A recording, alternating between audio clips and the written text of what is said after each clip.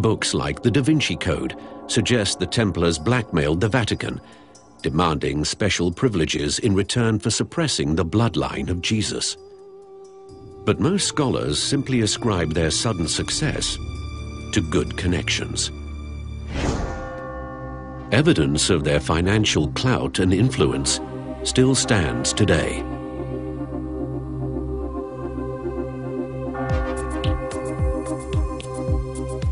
The Templars were openly involved in financing and constructing most of the major Gothic cathedrals of the 12th and 13th centuries. They almost certainly financed the entire building of Chartres Cathedral. Financially, it would have been the equivalent of the American moonshot back in the late 60s. One of the finest Templar churches stands in the heart of London. Called the London Temple, it displays the Templar seal, 2 men riding a single horse. Unlike most medieval churches, this one is round.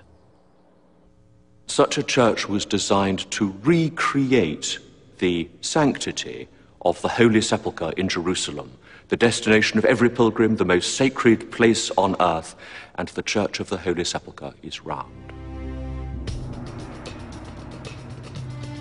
This wasn't just a church, it was a treasury.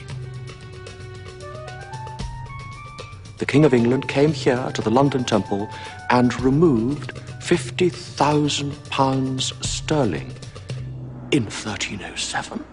It was like walking into Fort Knox and taking off with the gold. Huge resources were being managed and administered, apparently honestly and effectively, by the Templars. Throughout Europe, the cash-rich Templars begin to lend money to cash-strapped nobles.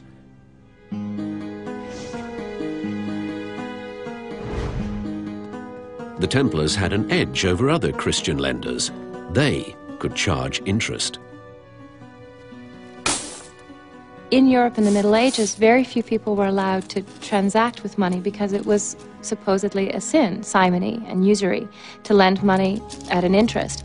The Templars may have created the idea of the check and the line of credit. Pilgrims traveling to the Holy Land or other places would deposit money in a local Templar treasury. In return, a receipt showing the amount deposited. You would finally make it to your destination. You would then cash in what amounts to a medieval traveler's check concept. This was like an early letter of credit. Convenient, but costly. The Templars charged up to 10% for this service. The Templars vowed themselves to a life of poverty, but that didn't seem to affect their bottom line. How did the Templars reconcile their worldly riches with their beliefs? The individual knights took vows of poverty, so they themselves did not own property. They themselves were not wealthy, but the order was allowed to hold that money in order to conduct its own businesses. By the late 1200s, the Knights Templar are one of the richest and most powerful organizations in Europe. But envy and anger follow them, and a ruthless plot is set in motion.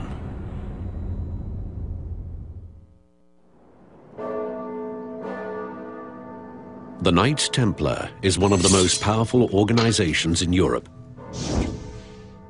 But there's trouble ahead. The Crusades made the Knights Templar, and the Crusades are about to destroy the Knights Templar.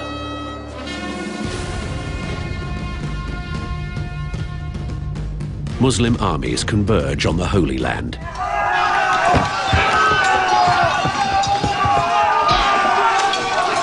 After 2 centuries of warfare, Muslims are newly united under the Egyptian sultans.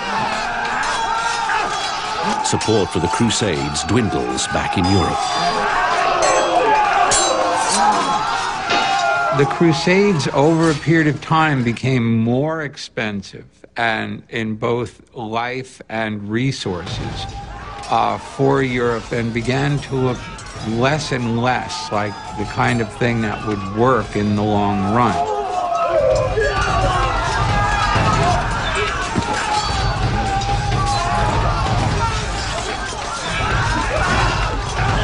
Muslims crushed the Crusaders at the battles of Jaffa, Al-Mansura, and the siege of Safed.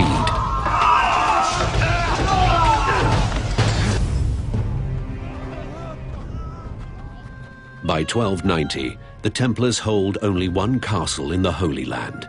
At the siege of Acre, they lose that one too.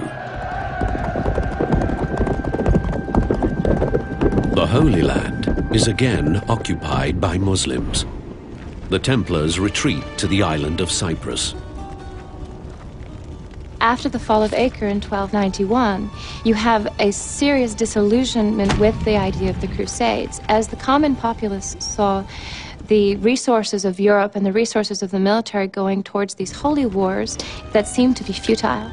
The role of the Templars seemed to be less tenable.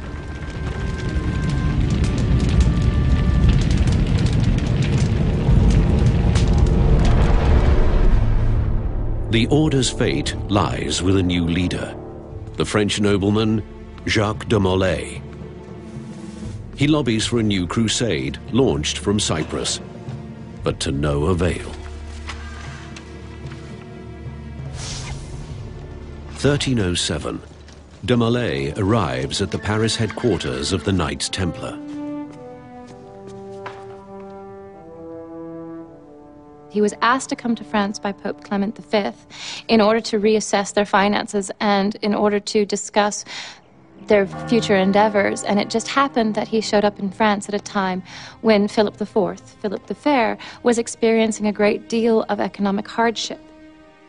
Philip is known as the Fair for his handsome looks, but he's accumulated huge debts. His wars with England have put France in hock. His biggest creditor is none other than the Knights Templar. Guy? Philip decides to wipe out his loans with one stroke. Yes, my lord. Arrest the Templars and seize their money. Bring them to the dungeons on the Louvre. The king concocted a group of charges and Make haste. accused the Templars of the most vile forms of heresy known to the medieval mind. Friday, the 13th of October, 1307.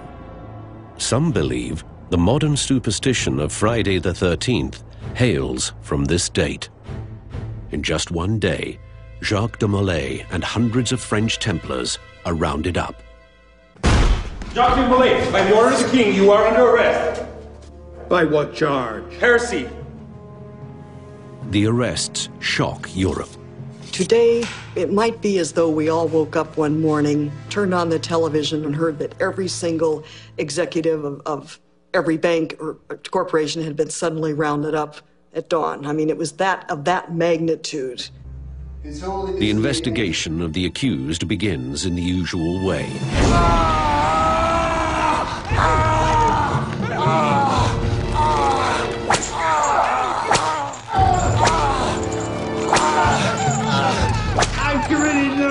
Confess! Torture isn't the penalty for crime. It's a tool to extract a confession. The most common form of torture was the rack. A rack was simply 3 triangulated boards with a rope attached to a winch, and the idea was to dislocate the wrists and the ankles. In Paris alone, over 100 Templars are tortured, including their elderly Grand Master, Jacques de Molay. I confess my sin of heresy.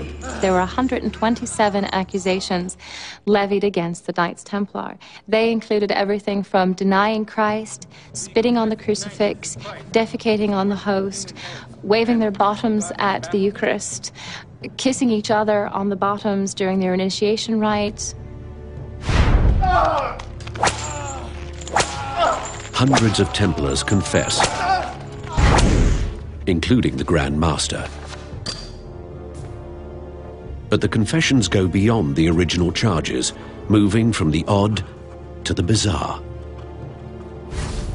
Knight after knight confesses to strange religious practices, including